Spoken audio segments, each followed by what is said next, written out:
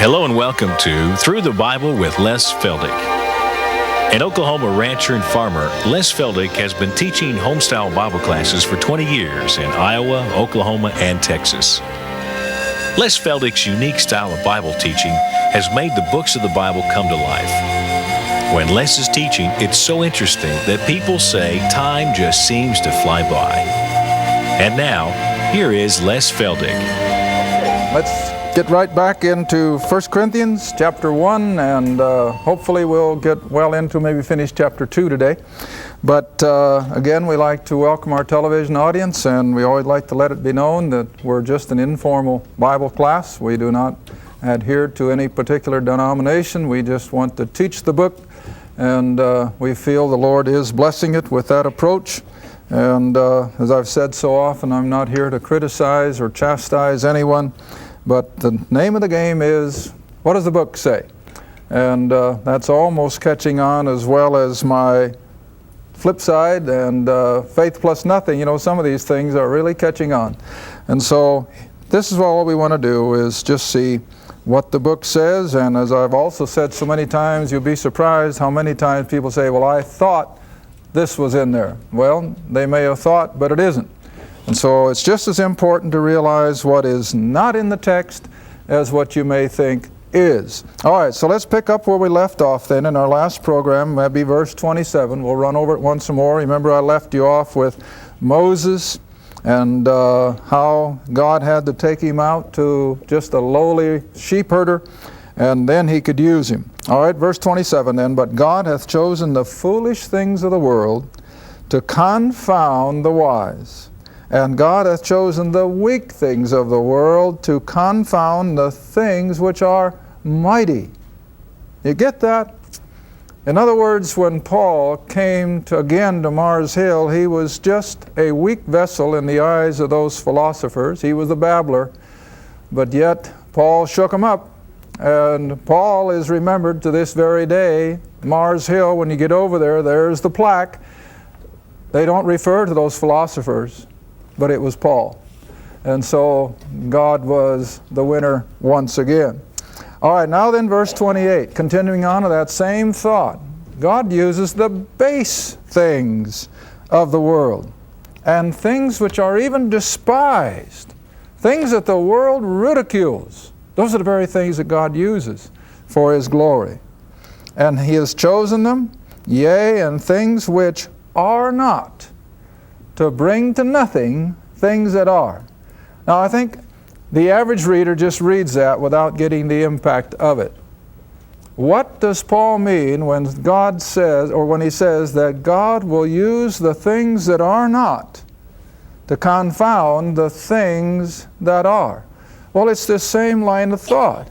The very things that the world isn't even aware of. They're nothing so far as the world is concerned.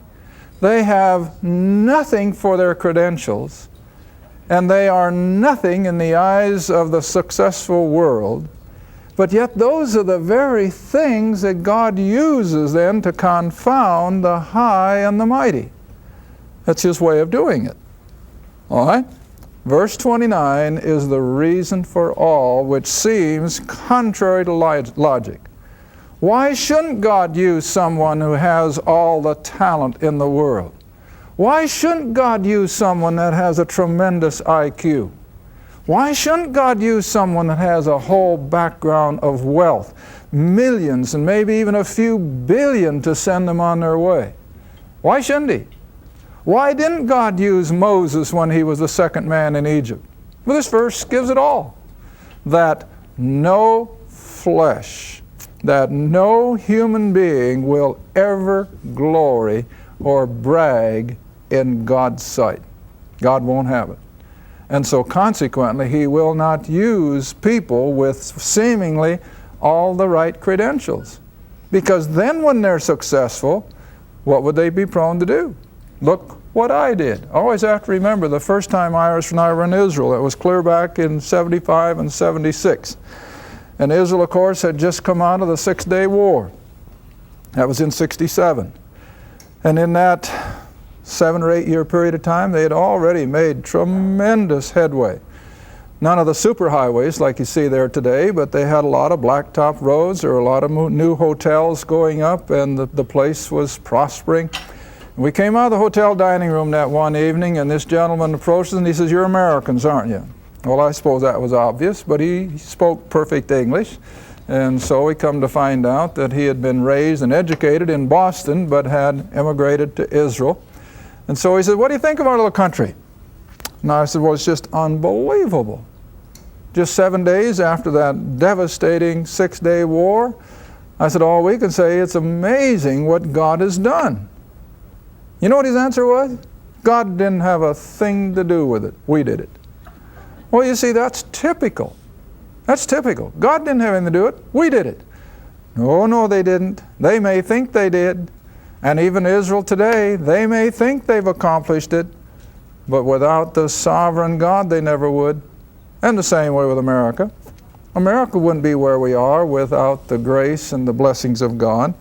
But the point here is, God does not use gifted, wealthy, intelligent human beings because they'd be prone to brag. Come back again to Romans chapter 4. Even Abraham, great man of faith, the great man who was able to wait years and years for the promises to come to fruition. Yet, it was faith plus nothing. It wasn't that Abraham had accomplished so much. It wasn't that Abraham was such a great individual. But look what Romans 4 says. Verse 2. Romans 4, verse 2. "For if Abraham were justified by" what? Works. Now what does that mean? By what he could accomplish. By what he had earned. See? Now if Abraham was justified by works, then he would have reason to glory or brag, but never before God. No one is ever going to brag to God, "Look what I've done." God will never have it. Not even with a man like Abraham would he allow him to come to the place where he could brag, "God, do you realize all that I've done for you? God, do you realize that I was patient and waited and waited and waited until you finally gave?" No, Abraham couldn't do that. In fact, while he was waiting, he failed miserably, fell flat on his face, see? All right, so Paul now, the same way, even though he had accomplished a lot in Judaism, yet by the time God is ready to send him out to the Gentiles 3 years after his conversion, you know what he is? He's a nobody. He's no longer high up in Judaism. He is no longer held in high esteem by the Jews as the student of Gamaliel. Paul, or Saul by now, is just a nobody who has been brought down to nothing. All right, now another one, 2 Corinthians chapter 12. Here's Paul's own account. And we know that in various other verses he describes himself as his speech being contemptible. He wasn't an orator like Apollos. Evidently he was not a big, tall, handsome fellow that just simply drew people. I remember one of the men that has meant a lot to do in my learning experience. He was a tremendous preacher. Man, he stood about 6'4", as handsome can be. He always dressed just, what shall I say, perfectly. And he had a tremendous voice. He had a tremendous delivery. And on top of all that, he had a tremendous knowledge of the Scriptures. And I'll never forget one of my first questions to him years and years ago. I think Iris and I had just recently been married. And I asked him something, and he was the first one to give me what I have passed on to you over and over. Whenever you read something in the Scriptures, always ask yourself first, to whom was this addressed? And he was one. I mean, he had everything from outward appearances going for him. And he was a great servant. He, I think, just passed away this last spring, probably up in his 90s. But I've always held the man in high esteem. But he's one of the few. He's one of the few. Now look what Paul had to put up with. 2 Corinthians chapter 12. Verse 4, for sake of time. He had an experience. He wasn't quite sure of how it all happened, but he knows it happened. And so he says, how that I was caught up. Now he used the word pronoun, but he's speaking of himself. How that he was caught up into paradise, that is, into the heaven of the heavens, heard unspeakable words, which is not allowed of man to utter. In other words, he actually heard the angelic conversations. He actually saw the very throne room of heaven. And so he says, verse 5, of such a one would I glory. In other words, it was such a thrilling experience that it was all he could do to keep from bragging about it. He was human, see? And so he says, of such a one would I glory. Yet of myself I will not glory, except in my infirmities. And then verse 6, for though I would desire to glory. Now what's he saying? He's human. It was all he could do to suppress that feeling of wanting to share with others what he had seen and heard. But he knew he dare not because God told him not to. And not on top of that, God had to do something physically to the man so that he would never forget that he was not to share it. So read on. Verse 6, for though I would desire to glory, or to brag, I guess is the word we would use, I'll not be a fool, for I will say the truth. But now I forbear, lest any man should think of me above that which he seeth me to be, or that he heareth of me. In other words, it's just like many other things concerning the Scriptures. If Noah's Ark could be discovered and laid out there for public scrutiny without any doubt, that's Noah's Ark, what would mankind do with it? They'd make it a shrine and they'd worship the silly thing. See? And the same way with many of these other things. If man could just put his finger on it, the first thing you know, the world would beat a path to its door and they'd be worshiping it. Paul's saying the same thing. He said, if I were permitted to share what I saw and heard in that experience, people would be falling at my feet trying to worship me. So he says, I dare not. I dare not. All right, now then, in order to keep him humble, what does God do? And lest I should be exalted above measure. In other words, lest I should come to the place that people would try to worship me because of what I'd seen and heard. Lest I should be exalted above measure through the abundance of the revelations. See that? There was given to me a thorn in the flesh. Now I imagine every one of you at one time or other have had a thorn. And they just pester you. They pester you until you can finally get rid of it.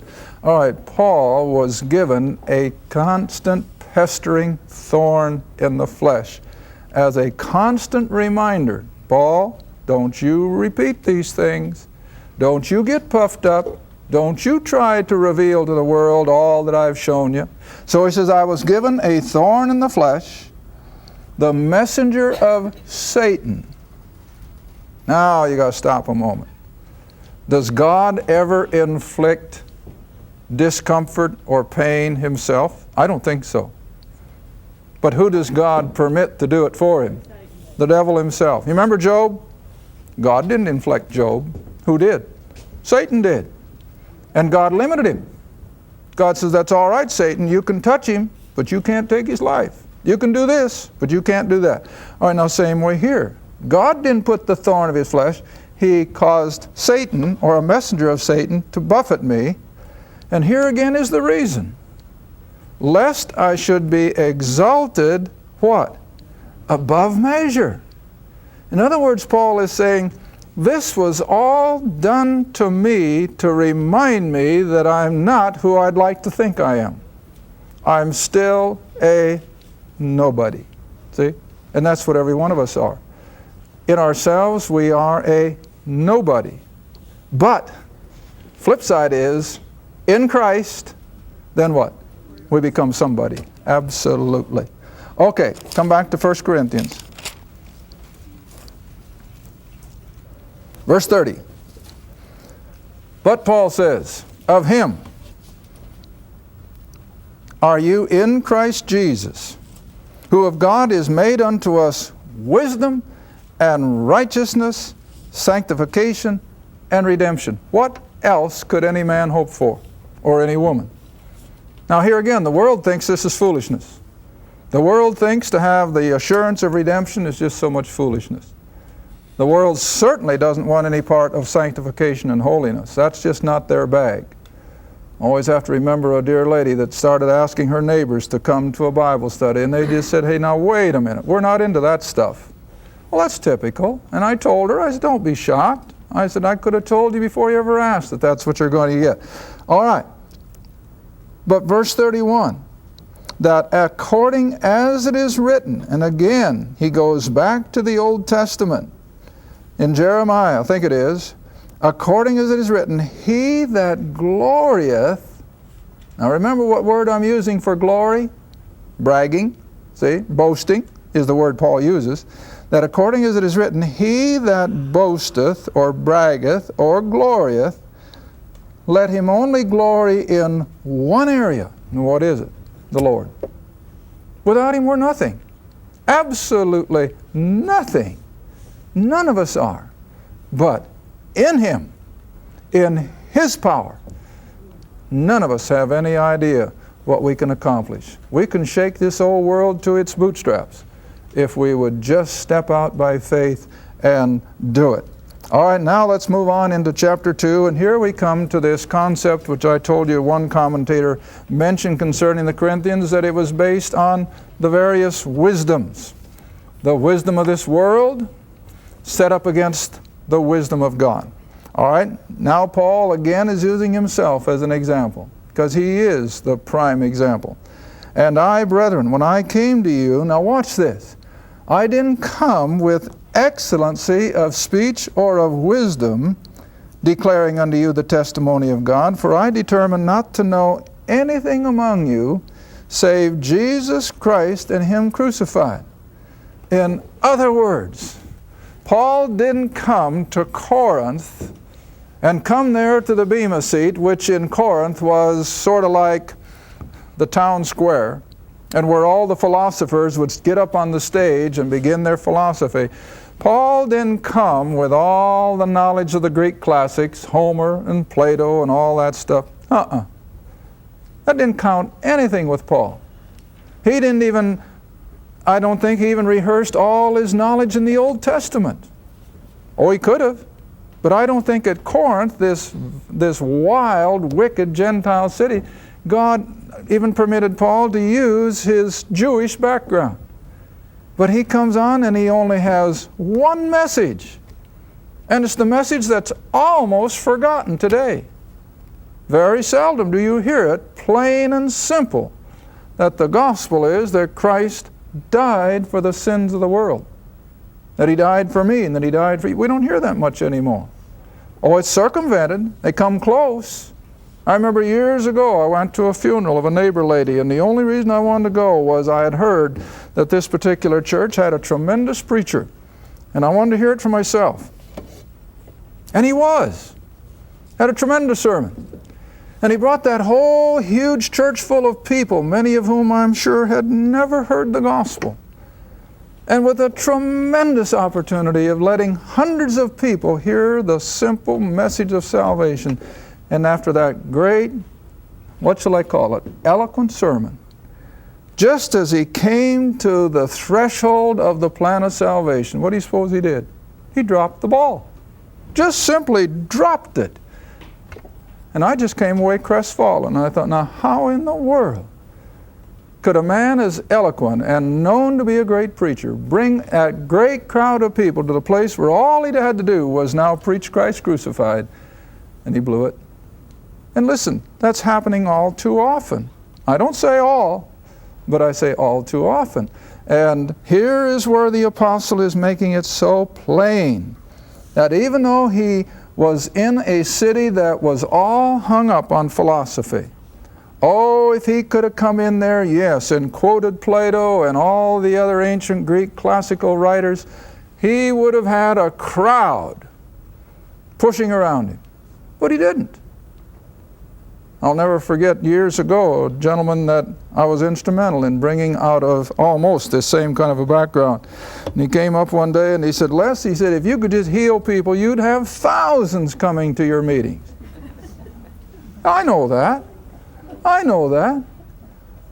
But you see, that's not what Paul did. Paul didn't come announcing a great healing meeting. Paul didn't come saying, hey, we're going to philosophize, we're going to deal in the classics today.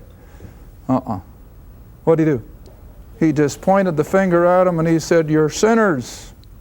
Christ died for you. He loves you. Believe it. And what happened? Hey, he had an assembly of believers. Oh, carnal. They had a long ways to go. But he calls them my brethren. I don't care what anybody says. He calls them my brethren. And as we saw in the first program, when you got to verse 7 and 8, if the Lord should have come that day, they would have all gone. Not just part of them. They would have all gone. All right, now then, verse 3. And he says, I was with you in weakness and in what? Remember the lady I told you about a little while ago? She'd go up to the door and knock. She said, my knees were shaking and I was shaking with fear. That's typical. I said, don't be alarmed. That's typical. So was the apostle. He lived in constant fear of how would he be received. What will they do with my preaching? What are they going to do with me? Boy, and he lived to find out what a lot of times they did to him. They beat him. They threw him in prison. They dragged him out as dead. They stoned him. But he never quit preaching that simple gospel, see? Verse 4. My speech and my preaching was not with enticing words of man's wisdom, but what he did speak was in the demonstration of the Spirit and of power. Like I said a little while ago in one other place, we won't take time to look it up. Speaking of himself, he said, they say his speech is contemptible. In other words, maybe he didn't use the most perfect Greek grammar. I don't know. But there was something about it that he was not a polished orator like Apollos or like some of the other Greek philosophers. And he had to overcome that. No, he didn't. The Spirit of God did. And it's the same way with every one of this. You may drop a word to someone, and you may think it'll never amount to anything. But you know, I always have to think it's BC, isn't it? When he puts the little message in the bottle and he throws it out in the ocean, and that little thing goes away, and then pretty soon here it comes back. Hey, listen, that's us. That's us. All we have to do is plant a seed once in a while. And just like old BC's bottle, it's going to go out, it's going to accomplish something, and one day it'll come back. Maybe not in this life, but you're going to find out about it someday. All right? Verse 5. That your what? Faith. Not all their works yet. He wasn't too proud of that. But he was proud of their faith. And you know, I think I can identify with that. Oh, I meet people now that have heard our program. They've become believers. I don't know how far they've advanced in their Christian walk, but just to hear them give the testimony. Had one dear lady just again, not too long ago, came second hand, but a friend told me, she said, I watched 15 minutes of that program, and she said, the Lord spoke to my heart and saved me out of a life that was anything but. But you see, this is what God will do if we'll just, what, stick our neck out? That's what we have to do. You got to kind of put your neck out there on the chopping block. And that's what the apostle is referring to here, see? That he came not with enticing words, but in the power of the Spirit. Verse 5 now, here's where we are. That your faith should not stand in the wisdom of men. Why am I emphasizing that? Because this is where too much of it is today. People are willing to listen to someone who has seemingly got all the answers to world's problems, or maybe they've got all the answer to science and religion. Listen, that's not where we put our faith. We put our faith in the gospel, in the Word of God, see? And from that, then God will begin, of course, to expand our knowledge. All right, that your faith should not stand in the wisdom of men, but in the power of God. Now, again, going back to our opening remarks in this book of Corinthians, when these immoral, grossly immoral people were saved out of that wicked lifestyle, they were given all the grace of God that they'll ever have. But what was still ahead of them? Growth. See? Growth. They began as just almost little fledglings. But they were under the grace of God. And in that grace, they're going to grow. See? And I'm sure that Paul finally saw the day when the Corinthian church had grown a long ways. But at this point in time, they're still down there embryonic. They are still just fledgling. And so now in the next verse, and then I guess it'll be time to stop. Verse 6, howbeit we speak wisdom. Now you remember what I said? One commentator said this book of Corinthians is so hung up on wisdom. The wisdom of men versus the wisdom of God. I hope you're seeing it now. The word just keeps popping up. But Paul says, we speak wisdom among them that are perfect. Ooh. Now you remember what the word perfect means in your Bible? Mature. Not perfect or sinless, but they had reached maturity. Now here again, that almost flies in the face of what the man has been saying. Why does he call these carnal, weak Corinthian believers perfect? Well, I've already told you. They were on all the grace of God they'd ever had. And that grace was sufficient.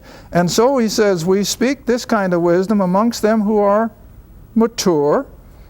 Yet it's not the wisdom of this world. And again, he's coming back to the philosophers. It's not the wisdom of this world, nor of the princes and the rulers of this world that come to naught. But, the flip side again, we speak the wisdom of God in a secret. Remember, Paul is always revealing secrets, even the hidden wisdom, which God ordained before the world to our glory, that none of the princes of this world. Thank you for watching Through the Bible with Les Feldick, a weekly Bible study. If you would like more information about the Les Feldick Ministries, a Bible study in your area, or about this program, write to Les Feldick Ministries, Route 1, Box 760, Kinta, Oklahoma, 74552. That's Route 1, Box 760, Kinta, Oklahoma, 74552.